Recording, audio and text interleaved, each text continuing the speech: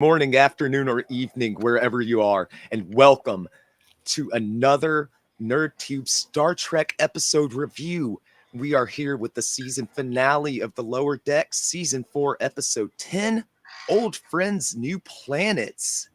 And we've got a lot to talk about this week. Big season finale episode, but it wouldn't be a Star Trek episode review if it weren't for my command crew, cousin Cheeto, and Zam. How are you gentlemen this evening? We'll start with you, Cheeto.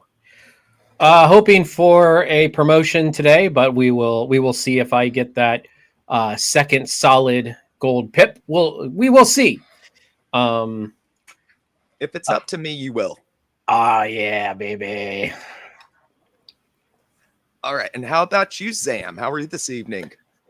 Um, Personally, I'm a bit tired, but regarding Star Trek, I'm looking forward to talking this episode and having an announcement for the people regarding what we're going to be doing next Thursday. Excellent. Thanks for chugging along and being here. We know it's late for you in the UK, and you guys had a time switch too. It's better for me today. It's I had, as you know, my profession. I just had a very long drive today, and so that'll zap you for sure. Yeah, for sure. Well, then we will get right in it with like a little overview of the episode, and then we'll get like some of our general thoughts. This week, the Cerritos crew defied orders to go rescue Beckett from Locarno, who's assembled Nova fleet from the mutineers and stolen ships that they belonged to. Meanwhile, Mariner pulls off her own escape and tries to survive against overwhelming odds as she protects the stolen Genesis device that Locarno plans to hold the sector hostage with. I felt like it was a high-octane, high-production value episode. Great cameos. It's full of some awesome moments. The good end of season twist, but we've kind of seen that movie before. I think you guys will agree with me. What were your overall thoughts, cousin Cheeto? Actually, before I give my thoughts, I'm gonna jump in here to the comments. Okay, awesome. Daniel Vance says tonight's episode is brought to you by Hyperspanner City. Wow, we are sponsored by a whole city. Holy crap! Daniel Vance says there's just one place to go for your hyperspanner needs. Hyperspanners for every occasion. 1,000 or thousands to choose from. Hyperspanner City. Oh, it's not an actual city. It's like Value City Furniture or something like that. Got it. Okay. It's like Spatula City from UHF. They spell satulas. Yep. That's all. Hyperspanner City. Check out our new location at the Galactic Barrier Mall. Wow. That's prime real estate. He also says, and now with tonight's review of Star Trek Lower Decks, it's the award-winning host of NerdTube, Major Rage. Pleasure to be here. It's always a pleasure to have Daniel Vance. Daniel Vance also says promotions are only handed out to Golden Glasses Award winners. Well, I mean, you are acting captain, so it's not a promotion, but it's definitely a step up. It's a step up, but we could get promotions all around, and definitely need to get you guys nominated so you can be winners and get promotions. Well, we'll see. All right. Well, I guess I'll do my overall thoughts since Zam had to step away for a second. I really like this episode. I thought I felt like this episode was definitely a homage to Trek. Obviously, there's obviously some parody and some not plagiarism, but like some I don't know what the word I'm looking for is, but homage is really to classic Trek. So I thought they did it really well. It didn't feel hand-fisted or forced. It felt like something that was kind of done in its own spin. But honestly, I really enjoyed this episode a lot. Especially the Beckett stuff. I'm just hoping now that what she said at the end of the episode is true, is that now we are moving on from self-destructive Mariner. And I will say it again this week, though. I still feel like it's an ass pull to have her friends with Sato. as I said, I know they did a little flashback in the beginning, but there's still barely. I don't think there's any mention of Sato and her in the previous seasons. So if there was any mention of Nova Squadron or anything like that from Beckett in previous seasons, I wouldn't say it's as much of an ass pull, but it is. Sorry, Sam, go ahead. I had no idea. I had no idea who Sato is. I didn't really give a fuck. I get it. She's somebody from Mariner's past, but regardless, it wasn't somebody who came to mind when they mentioned her name. So I don't give a fuck. It's the Bajoran lady who was in the episode The Lower Decks. Was she in the flashback? Huh? Was she in the flashback at the beginning? Yes. There was a Bajoran. Yeah. Okay. Yeah. Still, she's also the one that was supposed to. I think it was join the Maquis, like yes, undercover. they sent her as a spy. Yeah, and she got killed. And she got killed. So I'm glad she's not back, though. I said the last week. The one that had the baby with Chica. One that had the baby with. No, that was a fucking Kardashian. Yeah, that was that was Seska. Yeah. Oh yeah, sorry. Yeah, fucking. Fuck's sake. All right. Yeah, don't give a fuck. No offense. Okay. No, we can use that as a segue. What are kind of your other overall thoughts about this episode? It sounds like you weren't. Yes, sir, Sam. No. I like this episode a lot. I did. It was probably one of the most serious episodes of Lower Decks that I could ever recall. Like the jokes were there, but they were definitely they I wouldn't say few and far between, but you felt there was some stakes in this one, and yes. And they didn't want to overdo it with the jokes because because there was a tone to this and an objection, and it was very hard to be humorous with all the things that was going on. Like a lot less referential and more kind of taking a page from what Trek's done before and doing homages and keeping a consistent tone. Yeah, I mean, there's a reference I'll bring up later on. Actually, I'll bring up now. Like, have you ever seen Punisher? Yes. The series. Yes. And there's one guy who claims to be like Punisher, or even like the first XXX movie where there's one guy thinks that Xander Cage is like him, but they're nothing alike. Even though Xander Cage is a bit of an anarchist, he's not a mass murderer. Even though Mariner is a bit rebellious, she's nothing like Tom Paris clone, whose name escapes me right now. Like they assume that they're similar, but then they're not similar whatsoever. And that's the sort of vibe I was getting, like, because this guy wanted to get Mariner as part of his crew, and Mariner wanted nothing to do with him because he's a fucking nut job.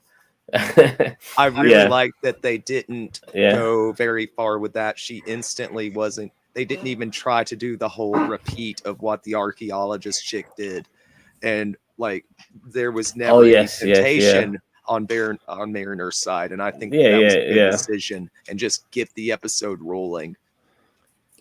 Yeah, I mean that's one of my favorite things is just they didn't they didn't beat around the bush. They didn't do whatever. They just they got right into it. And Mariner's like she could have played along for a lot longer, but I'm glad they just kind of went the route of no, we're just going to go right into it, and we're just going to not do that. Yeah, you know what I mean, I agree, Cheetah, because I actually thought the route they were going to go down was that Mariner was going to play along, even though she wasn't going to be part of this, and then eventually Starfleet would assume that she was part of them in the first place. I was worried they were going to go down that route, and I'm very happy that Mariner kind of gave the game away immediately and did a runner with the fucking Genesis device. Project. Yeah. Yeah. I love that she started calling it GD. Yeah, that was great. And she's like personifying it, makes it the first officer. Great. She's like, hang on, GD. Just like humans that will like personify anything. I've lived in a household where we named the Roomba before. It had a whole acronym. It was Sarah. Did you name it? No, you got to name it Torgal. I want to get I'll a work Roomba, on but I coming just up don't. with it. I just don't think it'll work in my house. Too many obstacles. It wouldn't work in my current home at all, for sure.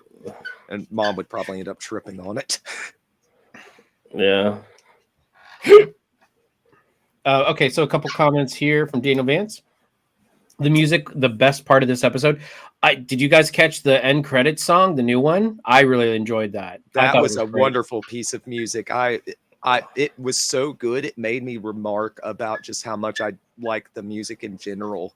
Like in particular, like the intro theme. It's like up there with the best Star Trek intro themes. Daniel But Vance the also score was says, "Oh, go ahead." But the score was top notch the entirety of the episode, though. It was matching pace with the high octane, fast paced nature of the rest of the episode, and really tugged at the heartstrings in those moments where that needed to happen. Daniel Vance says, "I found Locarno's writing to be weak." I don't disagree with you on that. I do find him to be. He was a little bit. I mean, but I think that's kind of what he was supposed to be. Like he was supposed to be a little off his rocker. So not that it's supposed to be weak, but more so like he is kind of all over the place. He formed this fleet, yet he thinks Mariner will just join him. Is he smart as I think he's drinking his own Kool-Aid is what I think he was doing. He just assumed that Mariner, he's seen her record and he knew that she was going to join him. And so I think he was drinking his own Kool-Aid, basically like, oh, I hate the Federation. So obviously this person has to, hate the Federation too. Where it's like she even says, I don't hate she's like, yeah, does the Federation make stupid mistakes? Yes. But the message, I think she said like the message is still there, or like the intent is still there. Yeah, exactly. He's one of the weak links of the episode for sure. There's something else that I feel is the weakest link, but we'll get there. I like Boimler's reference to the Marquis as well, but Marquis are like sort of like freedom fighters to a degree, whilst these guys they're like more mercenaries. They're in it for the. I don't know what they're in it for. I mean, they are trying to. See, I mute your phone. Jesus Christ! I'm so sorry. They are there for to create this new federation. So it was an interesting concept, and honestly, it would be a concept that I would love to have seen maybe in they weren't joining they were just making a fleet with one system. They weren't making. No, but you know what I mean. Like they just wanted to operate autonomously. Yeah, exactly. And I would love to have seen something like that in a movie or another series of Star Trek in some capacity. I think that would have weighed itself really well. Maybe a two-parter even. I mean, considering this final episode was built around little moments from the earlier episodes. So something like this was actually a really intriguing idea, and I loved it. That's why I like this episode so much. But we never got enough of that, in my opinion. That was my issue. This could have been enough of that. Yeah. Could have been a 3-part story for sure, but they did do a good job of kind of tying together little bits from all throughout the season and kind of weaving it together. It did a really good job at that. Daniel Vance says the scene where the Orion warship is being pulled is right out of a Vance major production. Hail Korath, Korath. That was our late friend. Steve. Yeah. Still very messy. Played the Klingon. Ginger Greek says early today. Forgot our clocks have gone back, so we're only 4-hour difference. That's correct, you ginger punk. Try not. I was just gonna say the C word, but I'm like, no, monetization doesn't like that one. This episode makes me want some serious animated Star Trek. And Ginger Greek calls me a racist, which is normal. That's on brand, yeah. On brand. Always playing the victim, Ginger Greek. You're a Greek tragedy. No, but a serious animated Trek could definitely work, and you see the foundations of what it could be in this episode for sure. So I kind of see where Daniel Vance is coming from. You know, honestly, there's moments where it's like, yeah, ooh, a hand-drawn animated, like more traditional animated Star Wars could be good too, because there's definitely shades of the asteroid chase scene, but Yeah. not I mean, too that much was to where it smacks of it. It's not as bad as season 3 of Picard, but there's If little you, tinges here and there, but I liked it. Like, it wasn't so much that it felt like, ew, get it out of here. It was like, yeah, this is really I actiony. mean, I'm digging this. but have you been watching Ahsoka? I've got to get caught up on that one. Okay, I've just hesitated because I've never watched any of the other Filoni stuff, not any of the CGI ones. and not to real. I'm not spoiling anything, but I mean, the whole like ice debris asteroid chase scene. I mean, they did that in Ahsoka recently. So not that you would have seen that if you haven't watched it, but I mean, it's so they do something like that on there. So I'm not saying they ripped it from there, because obviously these two products came out too close together for them to be copying off of one another. But it's sometimes when you see those similar things, you're like, oh, come on. That's like Star Trek last year. Wasn't like some of the 3 season finales, or at least weren't all 3 of them based around the same thing. Picard season 3 was about the Borg taking over the entire fleet. Lower Deck season 3 was about the whole fleet getting taken over by AI, and then Prodigy, the season finale of that, was about the whole Starfleet. Like, so it's kind of like those repeat things that you're like, ah, man, like, The idea gets stale. yeah. But this did not. I'm just saying, like, that's my first thought when I But- saw that scene was the Mariner thing. When I'm like, oh, they just did that in Ahsoka. actually, my thought was if one of the trailers for Star Wars Squadrons. There was the one where the Imperial fighter gets lost in the space junk, and the rebels are trying to find the Imperial fighter. And I'm not sure if you remember that trailer. It was a really good fucking trailer. But that's what I was getting with that whole particular stuff. But he switched off the engine so they couldn't find him and all of that sort of shit. And he hid in the space junk and all of that. And then and the rebels are calling him an imp. He's short. Was he an Imperial? They called them imps and all of that. Anyway, it doesn't matter. Ginger Greek says they could do a effing Ace Trek animation. What is Ace Trek? Is that something? Or did he mean Arse Trek? It's probably Ace. Ars Trek, knowing him. No, you could do, like, when he says Ace, he means they could do a good trick animation. Oh, okay. So it's one of those Britishisms that us here across the pond aren't used to. Since all of your British allies abandon you for the systems, all of you guys would say that, like, oh, that would be aces. That would be the context you would use it in. No, we would never say aces. Okay. Yeah, but we would say that's ace. Okay. Yeah, for sure. But even then, like, Ginger Greek is going proper retro with that term. Yeah, he's going proper retro. Nobody says that shit anymore. That's because he's old, just like us. Filoni is taking scenes from other classic Star Wars films and rehashing them into them Captain fan service. You and Ginger Greek, come on! You can't hate on our dude Filoni. Filoni is the savior of Star Wars. Him and Favreau. Yeah, and Favreau. I don't believe that at all. I think they're good, but I don't think they are the saviors of Star Wars. Star Wars needs something. I lost faith in Favreau after Book of Boba Fett. Oh God, let's not. All right, let's not get into that. Next time, maybe one day we'll get me on some Star Wars content.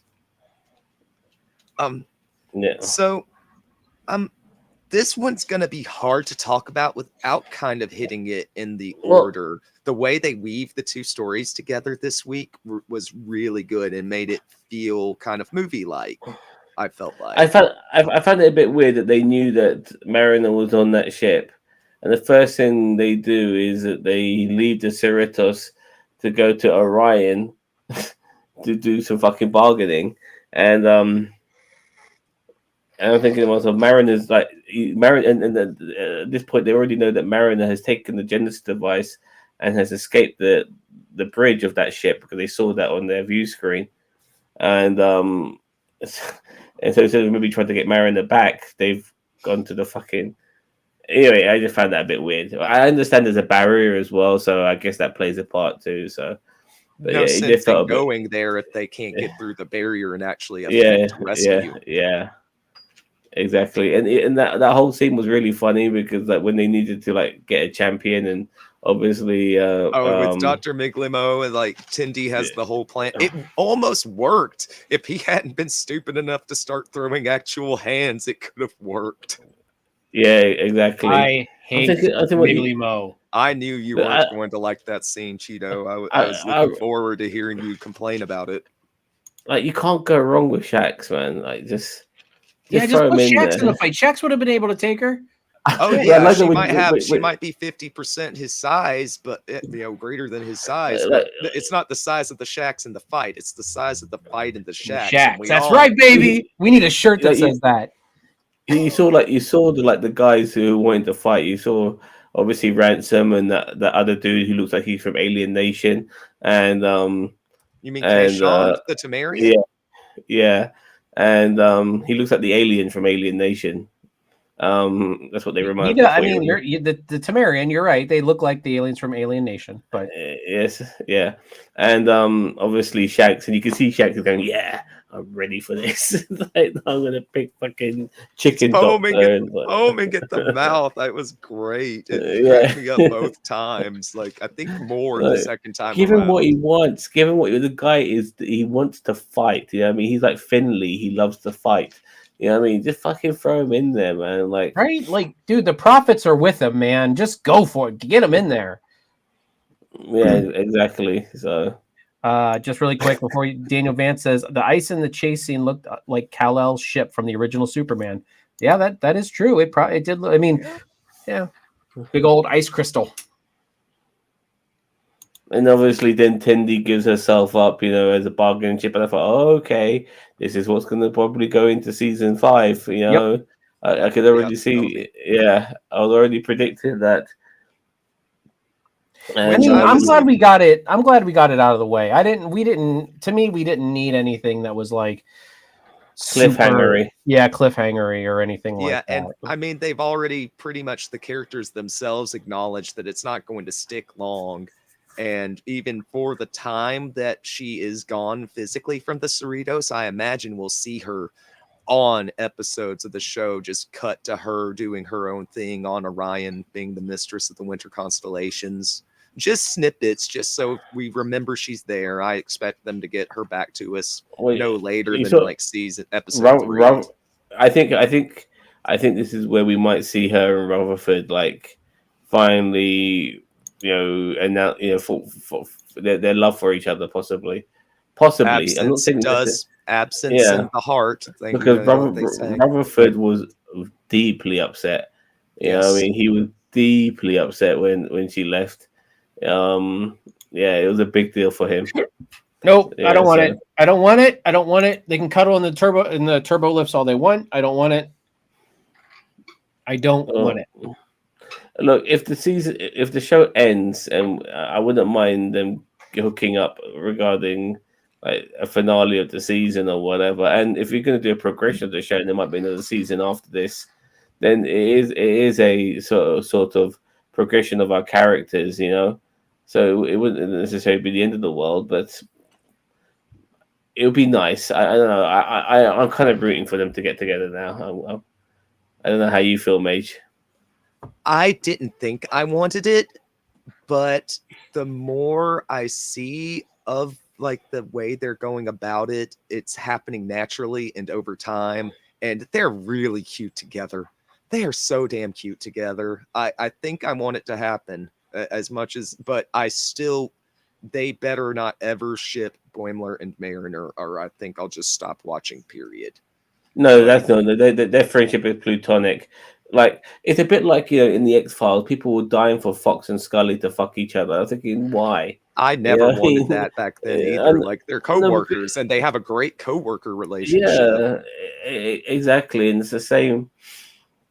It's the same with this. Like Boimler and Mariner, they are not. They're more like brother and sister, than anything. But Tindy and Rutherford, there's something there. Yeah, I mean, there's definitely something there. and I wouldn't mind at some point if they got it on. You know, it'll make me happy. Excuse me. Nope. No excuse for you. No, I don't want it. Dana Vance says, never answer will they, won't they? The moment they do, they'll jump the shark with the relationship. Like they've done with Scotty and with Spock and Chapel. Like their relationship ended before it even started. Yeah, like that. Like It what was that lasted all of nonsense? 20 minutes. Look, I almost think Star Trek is just as bad with dating relationships as Akira Toriyama is. Like, you know, like. Well, the one thing Lower Decks, I don't know who writes Lower Decks compared to who writes the shows for everything else, but the writer for Lower Decks are just far superior than any of the writers of all the other shows in Star Trek, in my opinion. So they could write something good when it comes for Tendi and Rutherford, as far as I'm concerned. I have faith in them. I don't have faith that it's going to be good. Here's my thing. Like the way that these characters are built, we as I said, I don't mind any of them like getting into a relationship outside of the group. Rutherford and the troll chick from like season 1, like, you know, like Mariner and the Andorian lady. Like I didn't mind any of that. But them intermixing, like then we've got like Lower Decks friends. You know, you're just gonna. By the way, Matthew Perry, rest in peace, my brother. Rest in peace, my man. You had a rough life. He did. He tried to do a lot of good, though. He tried, I know. I hope people don't can remember that and not just focus on the acting or the times that he, did struggle with stuff, because it's not like any of us, have ever not struggled with anything before. Trust me, I have. Yeah, we all have. So that's why I'm saying. I mean, Chandler's struggling now. This is not a Matthew Perry tribute stream, but I mean, just he was my favorite character on Friends. Him and Monica were my favorite relationship. So, and honestly, that is an example of a good relationship. They were very starkly different people, like different characters, and I know that doesn't work out in real life, but we don't want real life in our stuff. That brings us right back to Tendi. That brings us right back to Tendi and Rutherford, is the fact that I feel like they're way too similar for them to be in a relationship. I know they're science and engineering, but they're still like that nerdy, like massively, I don't know, they're very exuberant people. Yeah. It'd be like too much, like it'd just be too much energy if they're walking around as a couple. They all started hooking up in Friends anyway. Yeah, exactly. Rachel, that's the problem. The first season, but I was desperate. I was desperate for Phoebe and Joey to hook up. Like, come on, like you have to make it a set. Hook up for fuck's sake, and they didn't. I was really upset by that. No, Phoebe and Joey are Rutherford and Tendi. Like that, they're the weird offbeat ones. Exactly. Like ones, yeah. This is Lower Decks with Friends. Like, we have got this. Like, this is what this review has turned into, comparing Lower Decks to Friends. Look at Ross and I have a rant though. Well, hold on. Wait, look at Ross and Rachel. Do we really want that? Do we really want that for Lower Decks? Absolutely not. That's the thing I think of when I say that I don't want Boynes and Mariner, is just that right there. And Daniel Vance has a very good point about the will they, won't they works best when you just leave the question unanswered. Like, you take away any of the tension, and they would just end up doing what they did in Strange New Worlds and have the relationship last all of one act of one episode before she's breaking up with him in front of everybody in the bar via song. Yeah. Would you like the series to end with Rutherford and Tendi getting together? No. The final penultimate episode, yeah. Nope.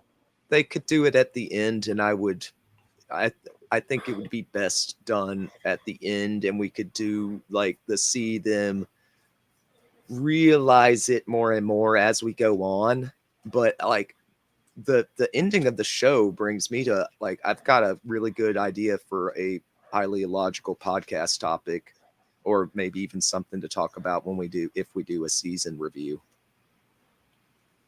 Okay. I mean, I don't even know, because then you get the Chakotay 7 of 9 effect, where it's like they just kind of 7 of 9 and Chakotay were just kind of together. Now I know that there's more more groundwork here with Tindy and Rutherford, but still, it's I just don't want it. Period. Like I absolutely don't want it.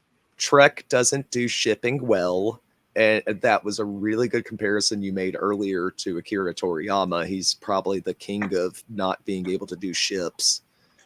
But yeah, I just leave it alone.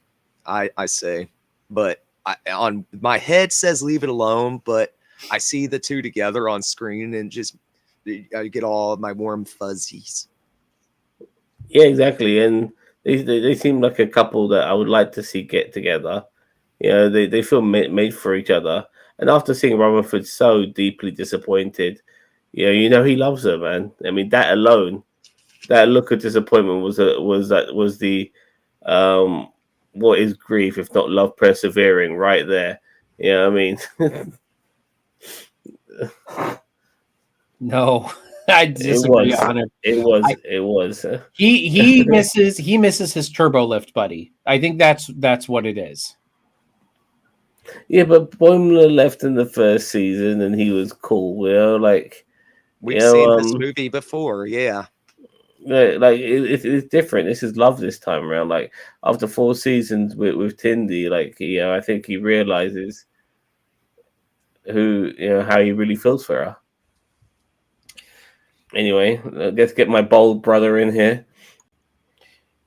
Hey guys. Hello.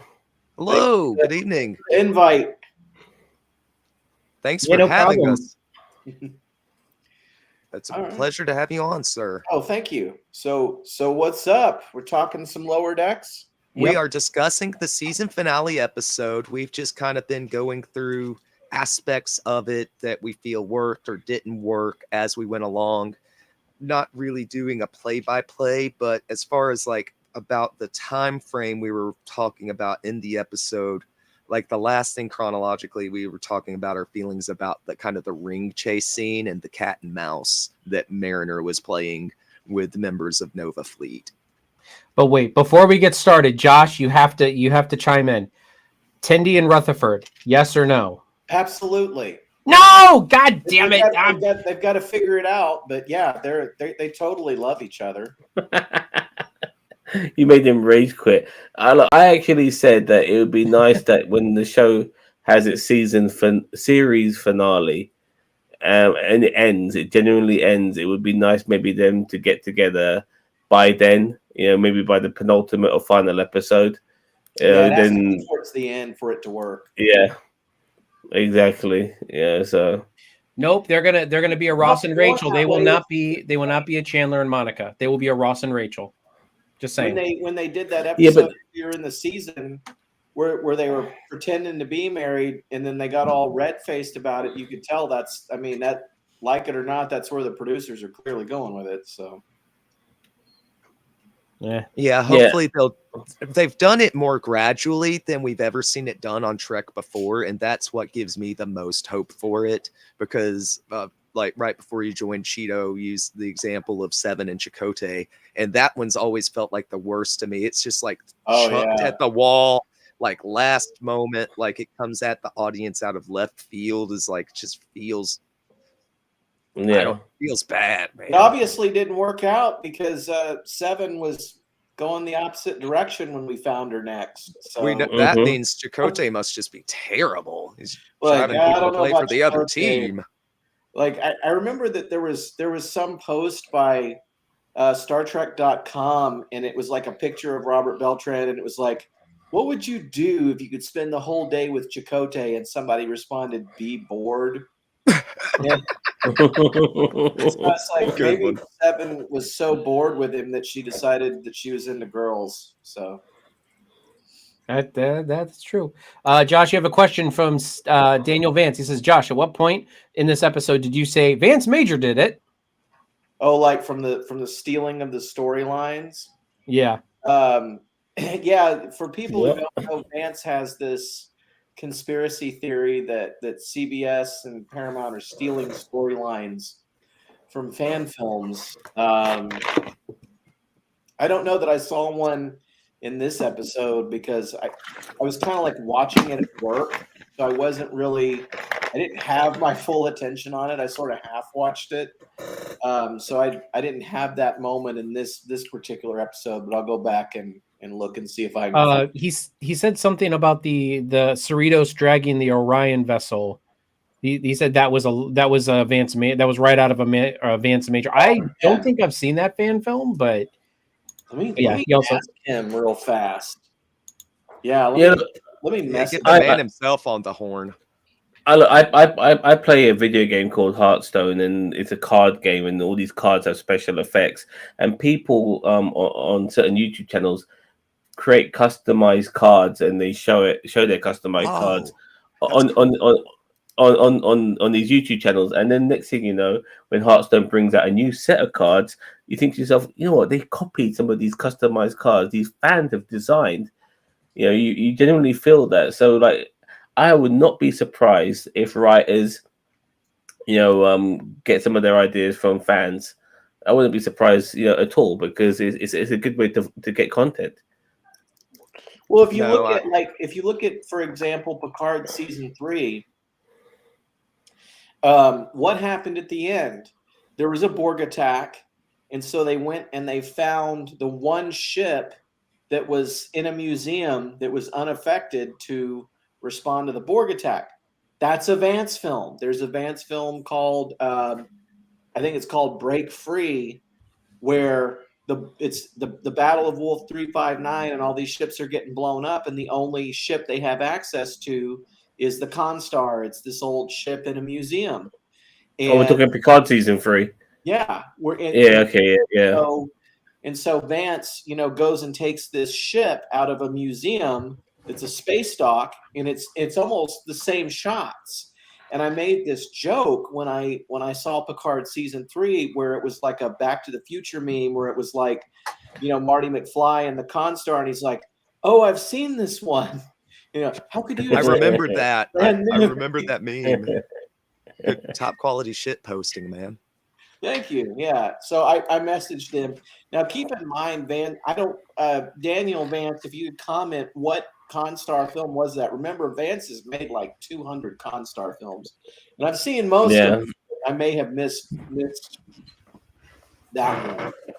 So if yet again there's something going on in a Star Trek episode that was also an Vance film, I'd love to rub that in his face. Hey, they did it again.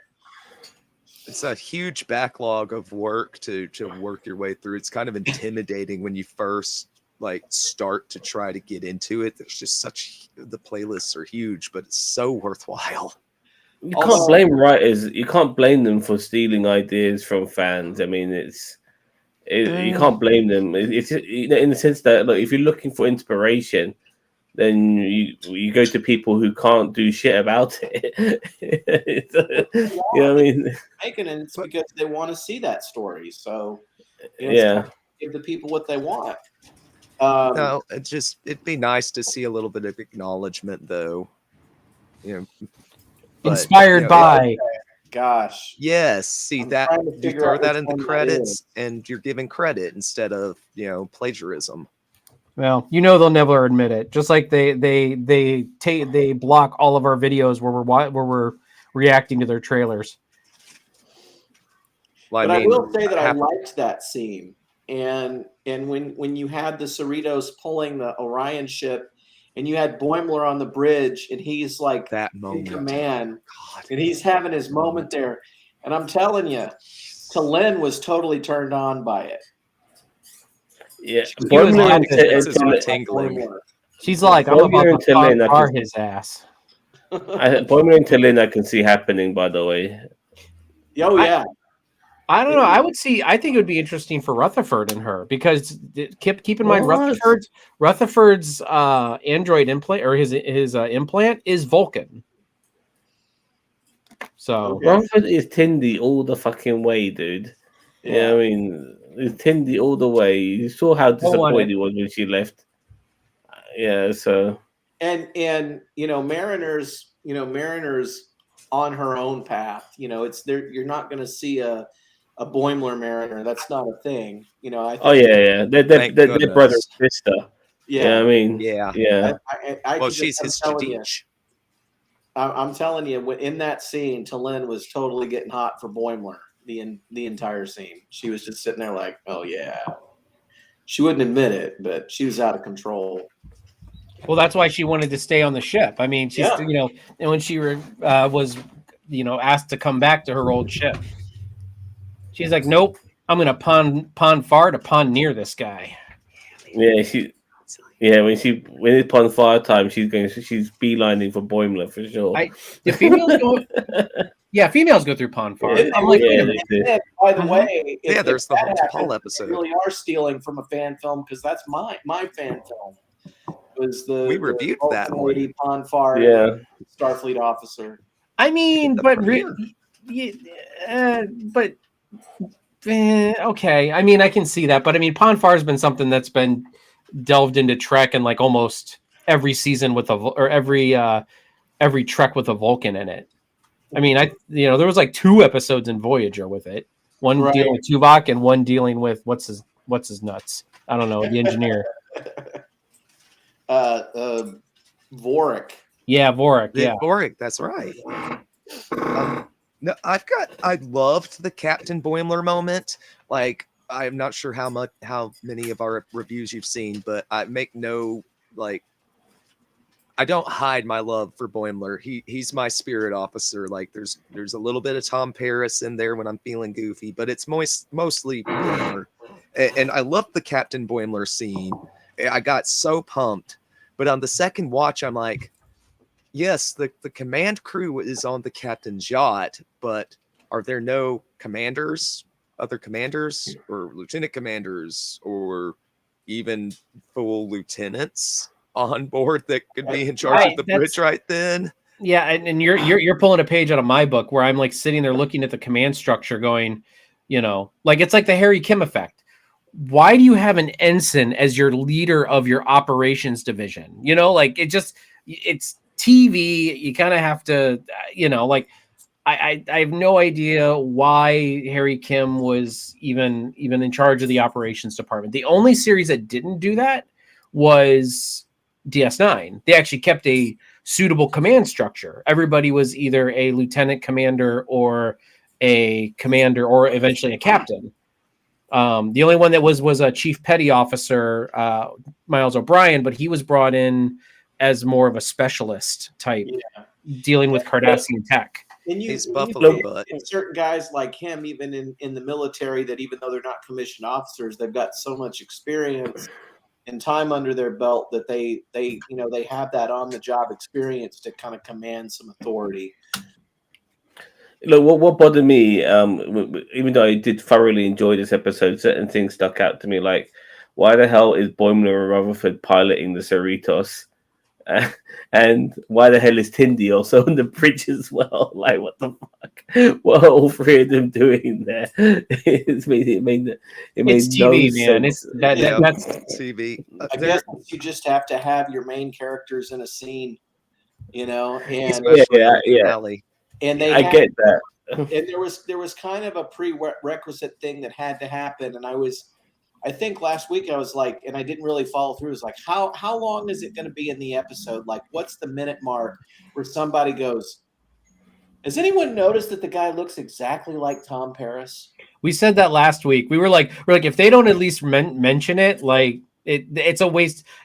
Lower Decks is not lower decking right. You know what I mean? Like, it's one of the internet memes, especially one from the Gromp. So it's gonna make its way in there. The writers are not only ripping off Vance, they're also ripping off the internet memers. What I liked is the fact that Boimler says, "Oh, I don't see the resemblance," and that made me laugh even more. That made me laugh. They doubled down on it. That was the best when he just doubles down. And they may have done that on purpose. They may have used Locarno on purpose so that they could play that gag. They did. Yeah. I honestly feel, what I feel like? I feel like it was just Ed McMahon was just like, or what's it? Ed McMahon, right? Mike. Not Ed McMahon. Vince McMahon. Mike McMahon Okay. I really feel like that was him just being like, you know what, I'm really sick of seeing I'm really sick of seeing the Tom Paris is Locarno memes on the internet. He's like, I'm just gonna put it to rest right here. Because we said last week that the Tom Paris and Locarno like conspiracy theory is, you know, has been there for years, and now it's put to rest. If Lower Decks is canon, we didn't see them on screen together at the same time. well, I mean, maybe Tom Paris is dead. I don't know. I Well, mean, we didn't Locarno see might that. be reborn on the Genesis planet.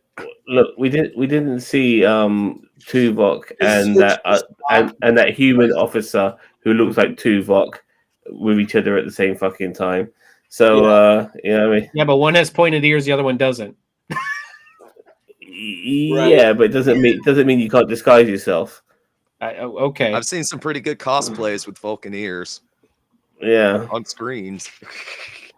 Well, anyway, I mean, go ahead, Josh. the whole thing there was that they wanted to use Locarno on Voyager, and the excuse that they gave for making him a different character was that they felt that Locarno was irredeemable.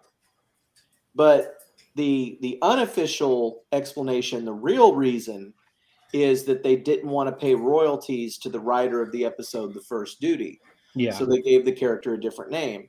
Now, Robert Duncan McNeil has always said that the difference between Locarno and Tom Paris is that Nick Locarno pretended to be a nice guy, but he was really a jerk, a selfish jerk underneath. Whereas Tom Paris kind of tried to put everyone off with this I'm a bad boy vibe, but deep down he was a really nice guy. So they were kind of inverses of one another. Or that's what he wants you to think. When you say pay royalties, every time they would use Nakano in Voyager, then they would have to pay royalties to this guy to every episode. I guess so. No wonder they changed him then. Yeah. Okay, yeah. So I mean, like, yeah, they probably had to pay royalties for these 2 episodes at this point. But like, yeah, like a whole series of Voyager, like I kind of don't blame them. But at the same 150 episodes. Yeah. So 7 seasons, yeah, for sure. Yeah, it makes sense. It makes sense, and I'm glad what they did, because I found it absolutely hilarious when, after all that Rafa Khan shit they had going on with them, which was a nice homage, by the way, in that space cloud, and them playing hide and seek, and and all of that, and they had the freaking Wrath of Khan theme going in the background. Yeah. But then when he finally gets his hands on the Genesis device and he's trying to deactivate it, and then because of the paywall, the paywall thing. Oh god! Oh my god! Put a ball behind the paywall. Oh my god! That was hilarious. Absolutely hilarious. Loved it. Yeah, that was my favorite part of the episode. It's just geniuses, in the comical writing of what makes Star Trek. It's just brilliant. You guys probably already talked about it, but I really liked the scene at the beginning where we saw them all at the academy. We never talked about the cold open, and I kind of wanted to talk about it. So let's talk about it. We touched on it a little bit, but yeah, let's talk about it. A little bit. You know what really stuck out to me, and this is a weird thing, but last season they had what's her name, Alicia Naff on to be Sonia Gomez, and you're hearing her talk, going, "Wow, that doesn't sound like her at all," and it was her. And then when they had Will Wheaton, they had the girl that played Sito. It was her, Sito, but she sounded nothing alike her at all.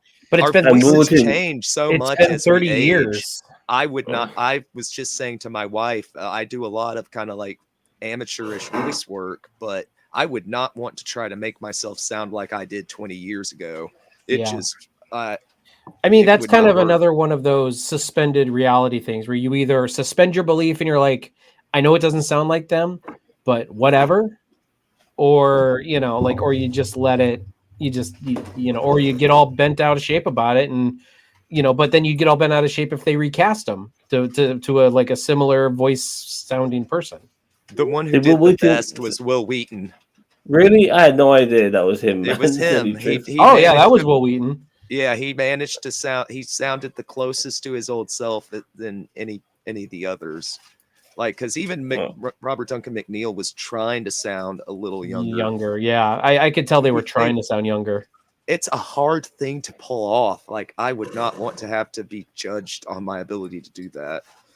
He must have been at fucking Starfleet Academy forever, because 13 years ago he was a cadet, and the next thing you know, he's all fucking grayed up and shit. You know, it was like he aged rough quite life, quickly, didn't he? and yeah, things were bad for him because he didn't get his perfect life, as he said it. So Oh, maybe Locarno, you mean? Locarno? Yeah, I thought you were talking about. I thought you were like, talking about Will Wheaton. I'm like, what are you talking about? The guy's like, Wheaton looks amazing. He must have like a portrait of himself aging in his attic. dude, Rutherford, dude, or not Rutherford. Will Wheaton is as old as Alex Jones. Yeah, But not that's surprised. It's from the fluoride in the drinking water.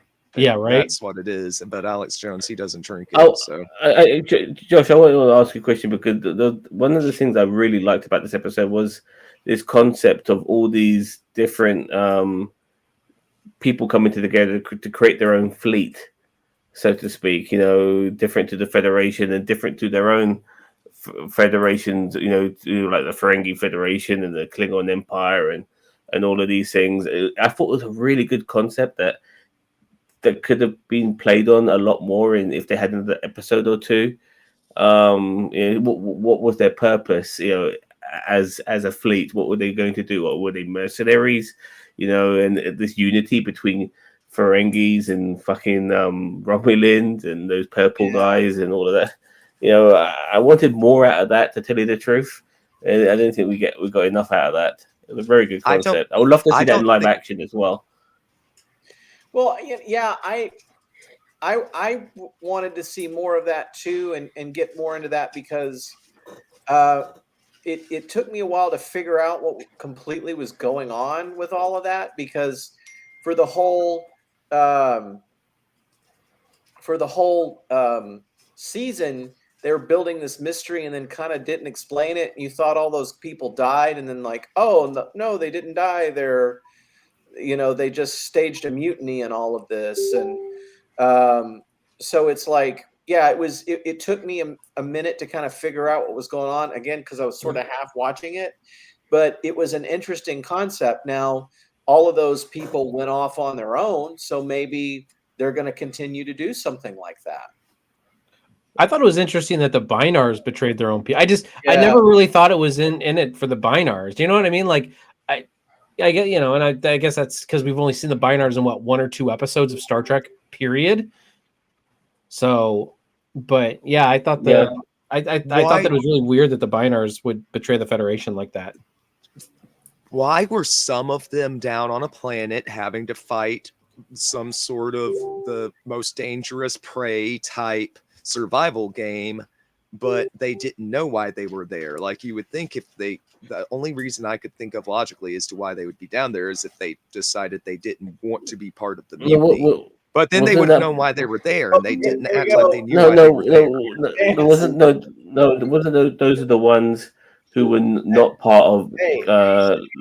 I'm on NerdTube with the guys, and they're saying, and yeah, at the end of the Lower Decks finale, the Cerritos drug another ship into battle. Dude, they can put me off. Dude, leave that comment. They ripped me off again. They ripped you off. They ripped you off again, Vance.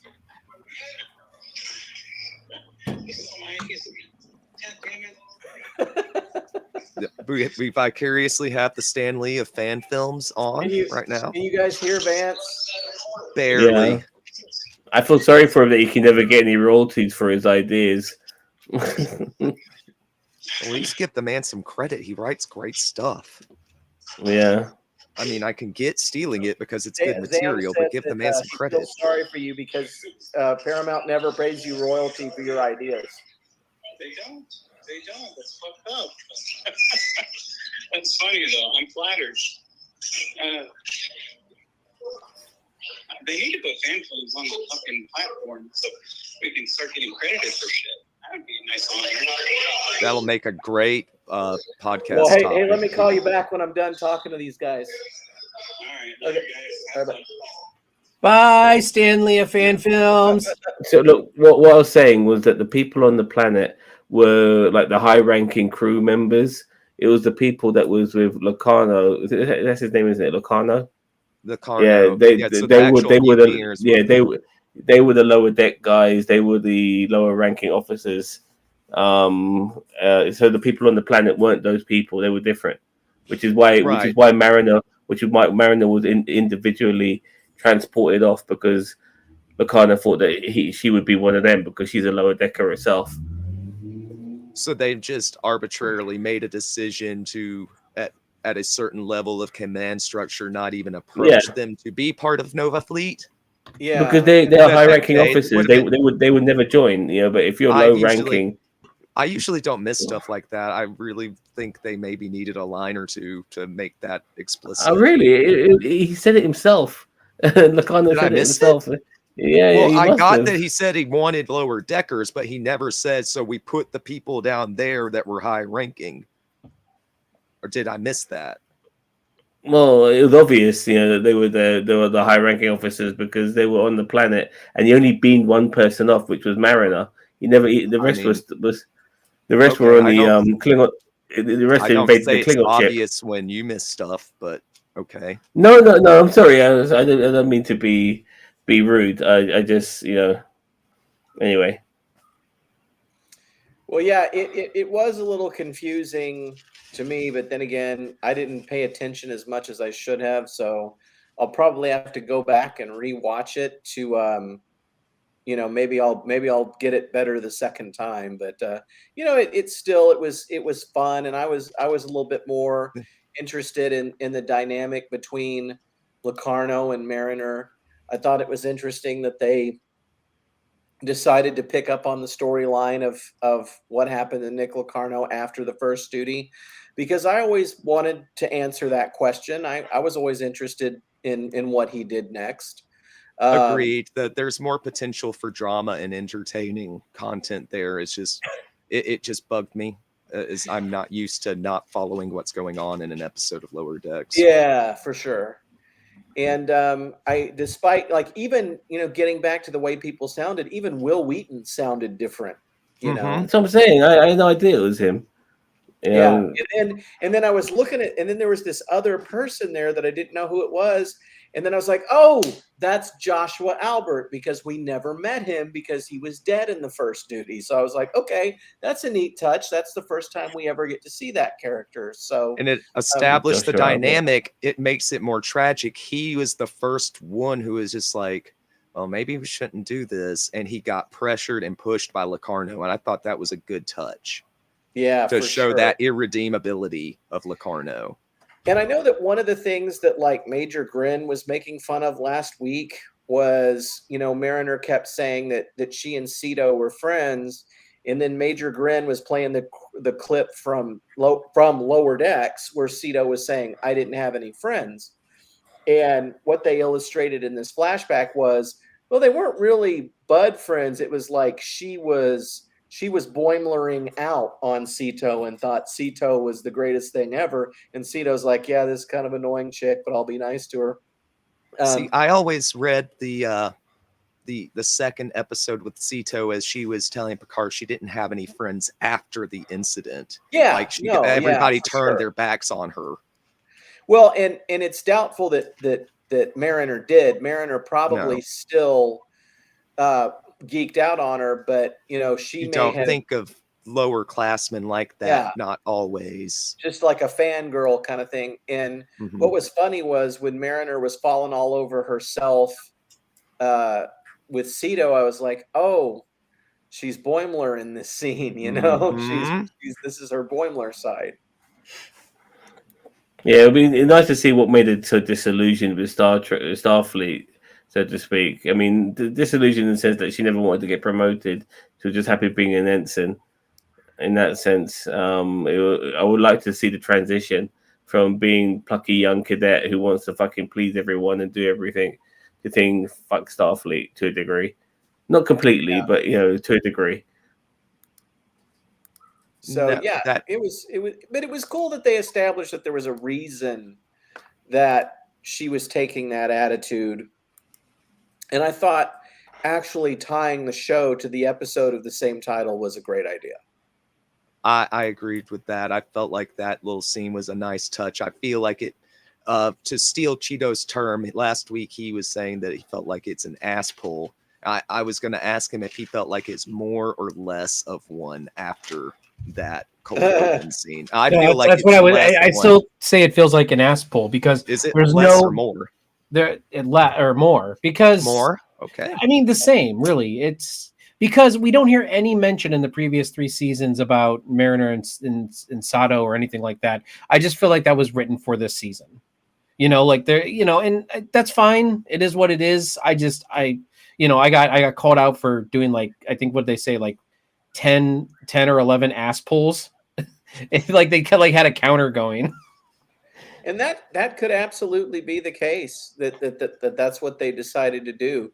I'm convinced that they were tossing around an idea of, oh, wouldn't it be funny if we had Nick Locarno on and we just had Robert Duncan McNeil come play him? Like that'd be such a lower decks thing to do, and we could make it align this way, and all right, this works, it's great, and maybe it is something that's just tacked It's on. snowballed.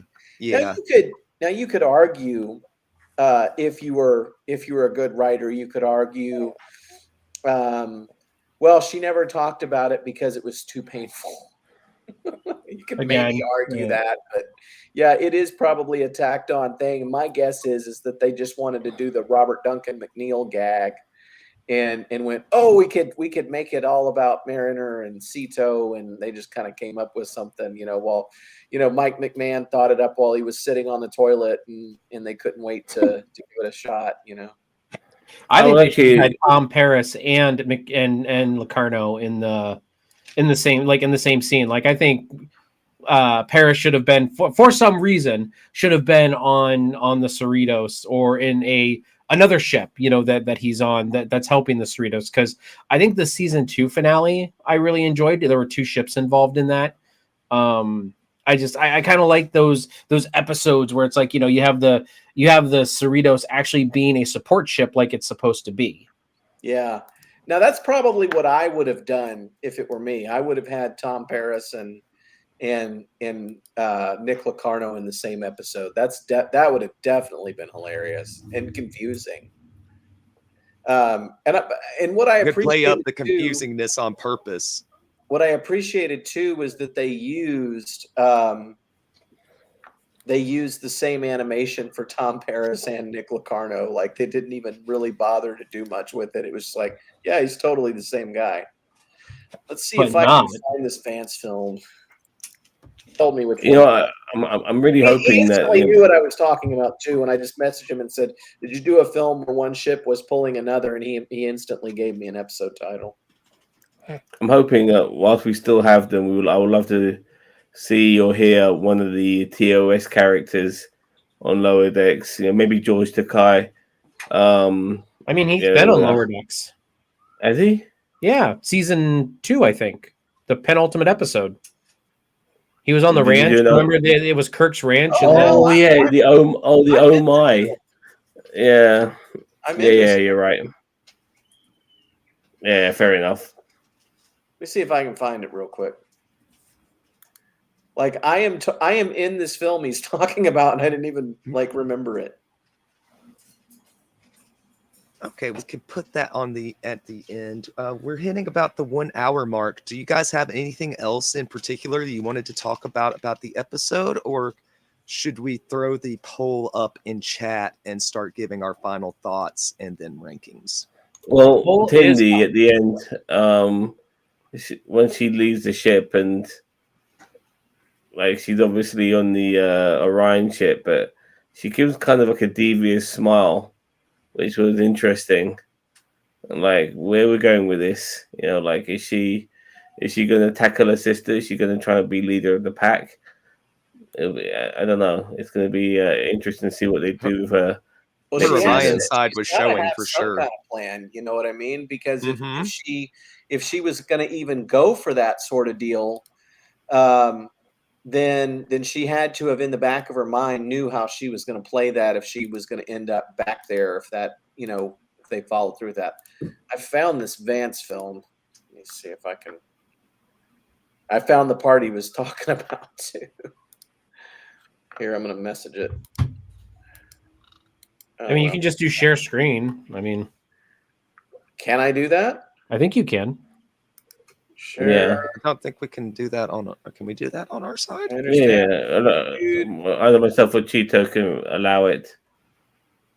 Let me see if I can. Entire screen. Just keep all your porn tabs closed, okay? Yeah. Yeah, don't want to be I seeing think any grannies there's today. Vance. Okay. All right. I'm going to share. Hello, V-Man. Is it sharing? Well, no, we haven't shared. If you hit the share button. Okay, hold on. Entire screen. It's a share on Streamlabs on the. Chrome does not have permission to access. I just gave it permission. Okay, go ahead and just send it to me. I'll just do it. Yes, yeah. Okay. Send him the link. Quick, hold on. Jeez. All right, well, while I bring that up, why don't we start with the marks? So, Okay, Sam, let's start with your final thoughts and Mark, please, and then we'll go around. Excellent episode to a degree. Not everything not everything about this episode I like, but I very much appreciate the serious tone to it with comical moments here and there. So that in a way made this episode a lot better. But there were certain things that I would have preferred in this episode that didn't get done the way I wanted. Regardless, no stupid cliffhanger, but we did get an ending that showed us we're going to go in a different direction, and that's how I wanted it. I'm going to give it an 8 out of 10. Very nice, very nice. Cousin Cheeto, your final thoughts, sir.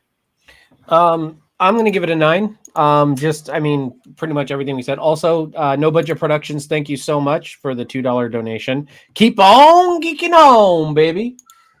Yeah, baby. We always appreciate the support here on NerdTube. But yeah, I'm going to give it a 9. I really enjoyed this episode. I think this episode, like I said last week, that this episode would have to knock it out of the park for me to, give it a really good ranking. And I think it did. I really think it did. Any of my gripes about this episode are very minor. I'm kind of glad they put the Nick Locarno thing to rest because, now that, Nick Locarno is now quote unquote dead, and also we know he is not Tom Paris. So next conspiracy theory they need to figure out is Trip Tucker, man. Bring him back. Bring Trip back. Time travel shenanigans. He faked his death. He's working for Section 1. Or they go through time and they pull him out of time and then they bring him to the future. Like Discovery. He's too fucking old. No, come on. He can do it. He can voice act in Lower Decks. It'll be great. Oh, Lower Decks sounds amazing. He sounds about his voice hasn't changed much. I listen to Shuttle Pod show pretty regularly. And no, don't get me wrong. I mean, on Lower Decks, yeah, fair enough. You can bring him back, but not bring him back to life. You could do a time travel thing before he died. But did he actually die? Yeah, I want him dead.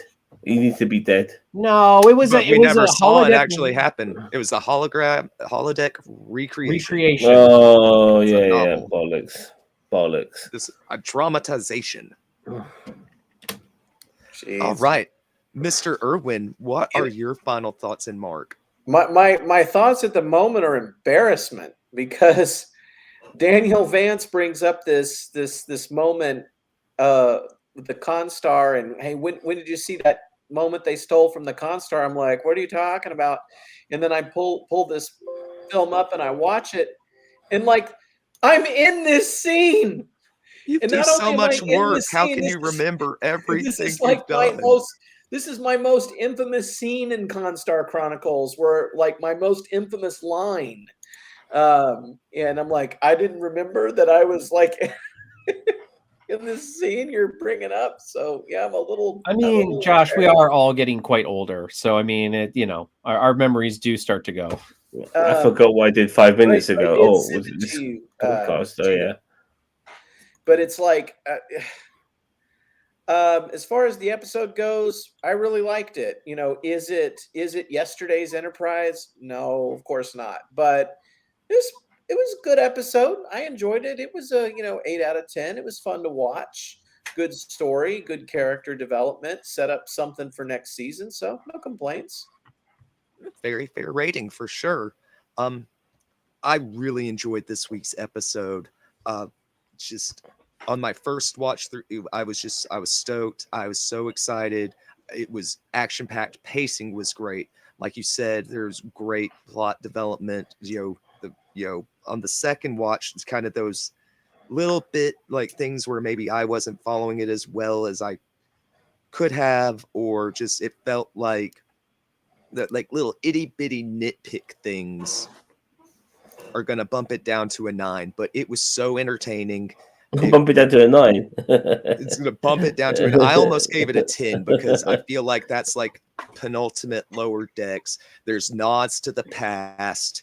There's jokes, but it didn't have to be like super member berries. It's like nods to the past, and the humor was our characters being themselves. Like even this week, I didn't mind the twaining joke for some reason. Oh God, I forgot about that. Like, it was like they've weaved it in.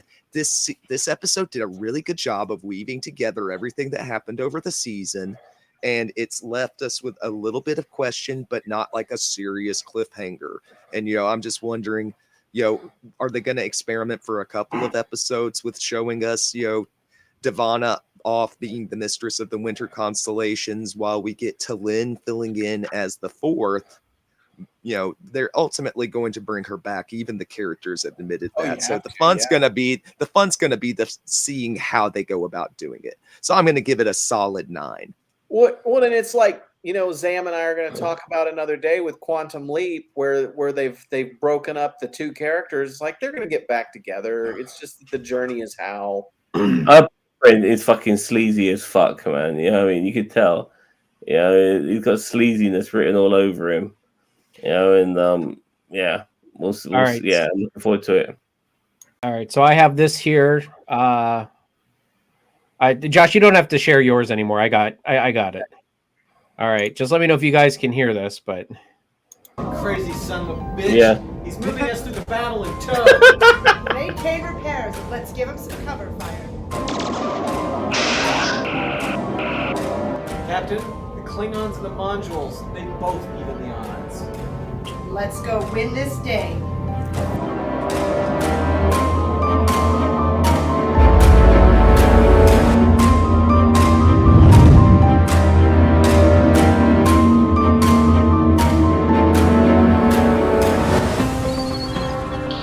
Captain. Yeah, that's pretty much it. Yeah. They owe you guys a credit. I mean, and I remember that was a really fun day. That line is he just Vance was literally the one filming, and he stuck the camera in my face. And he's like, I didn't even know the lines. I didn't even see the script. He was just like, okay, your line is that crazy son of a bitch. And then I just said it, Oh my God. No, great stuff. I love this. I love fan films, man. It's so much fun. We do too. And, that's why we love reviewing them here on the channel. We don't just talk about Star Trek here. We talk Star Wars, like we've mentioned Ahsoka before, sports entertainment, Final Fantasy, Dragon Ball. We talk about all sorts of stuff here Marvel on and Nerd Tube. DC. Marvel and DC for sure. because we've got Loki reviews going on right now. And then every Friday night, we do the World's Gone Insane Let's Talk About It podcast. And where it's Ginger Greek's baby, and a few of us get together and talk about what's going on in the world, whether it be entertainment news to current events. And there's been a lot to talk about lately. Kind of, Zam, could you fill us in on what's kind of in the works for tomorrow night? We do obviously talk a lot about politics, and Israel Palestine kind of taken up a lot the last couple of weeks, but we're not going to necessarily start with that. What we're going to start off with is the Pandaverse episode of South Park. I'm not sure if you guys have seen that. And I want to check that out. And the Pandaverse episode was also reviewed by people like Nerdrotic and somebody's personal favorite, the Critical Drinker, I mean. And we're going to, and they actually have got the wrong idea on that particular South Park movie, and we're going to explain why, because they assume it means one thing when it really is taking the piss out of people like Critical Drinker and Nerdrotic, as well as other people, because obviously South Park take the piss out of everybody. They we're going to definitely talk about that. They punch up and punch down. Oh yeah, for sure. Yeah, for sure. So I look forward to talking about that. Well, with regards to fan films, we've got Crisis on Infinite Excaliburs coming out in just a few weeks. Yeah, I know. We gotta prep for our live reaction to that. Yep, I've got to start getting my questions ready for the interview. Yeah, and, it's gonna be cray. You've never seen a fan film like this. I'm so excited to watch it. It goes way off into left field. I don't know what you're gonna think about it. With Elvis Presley and I was just gonna say Elvis Tyler. I mean, come on. I mean, we're obviously gonna be all shook up. And his Elvis is really good, man. His Elvis is really good. Honka Vernon Mason. He could be an Elvis impersonator if he wanted. All right, thank you very much, guys, but that's enough. Anyways, but yeah. So lots of reasons. Oh, what else have you got, Sam? So sorry. Yeah. So with Lower Decks now finishing, I'm going to continue reviewing. Well, it's already started by several episodes, but going to continue from where it leaves off from next week, and that is Quantum Leap. So next week will be episode 5 or 6, I believe. Is it episode 5 this week? Is it episode 5 this week? I think it was yesterday, episode 5. So we'll start from episode 6. Awesome. Next week we'll be following Ben Sung and his adventures. He never returned home at the end of season 1. And he's still out and about, and the people of the current day timeline have been away for 3 years, and for Wensong it only feels like 3 minutes. So he's lost his wife. His wife has moved on to somebody else, and there's all sorts of other shenanigans going on as well. And he might never return home either, because apparently when you quantum leap, it is a sacrifice, which is something Sam Beckett has done and now Ben Sung has done. So we'll find out more as the journey goes on. It's a fantastic show. It's woke as fuck, and I love it. I can't wait to talk about it because I really like it. So will that be at the same time slot then, 6:30 p.m. Eastern on Thursday nights moving forward? If Joshua can fit it in. Yeah, I think so. I'll just have to go to work early that day or something, but I'll figure it out. We're starting to look to start doing the Highly Illogical podcast. We might start doing that on Wednesday, maybe. If you guys do Quantum Leap on Thursday. So we'll see. I mean, probably we'll take a week off, like a week off from doing Trek stuff. And so next week you guys can do Quantum Leap. But I was thinking about starting to gather my topics for the Highly Illogical podcast. So, I mean, usually it's kind of like me and Mage, and, if Zam wants to join in, or Josh or Tyler, any of the Trekkies out there just want to join, we normally just pick topics and go ham on the Highly Illogical podcast. We might finally get to that topic that I brought up eons ago about the Enterprise G. So, yeah. Oh, yeah, that would be a good one. I even got a thumbnail done for that one. We have never done it. So, because Trek's going to be gone for a while. I'm pretty sure. Yeah. I know that we're talking about Prodigy. I think that Star Trek Discovery season 5 is not anywhere near coming out. I think it'll be middle of next year. Yeah.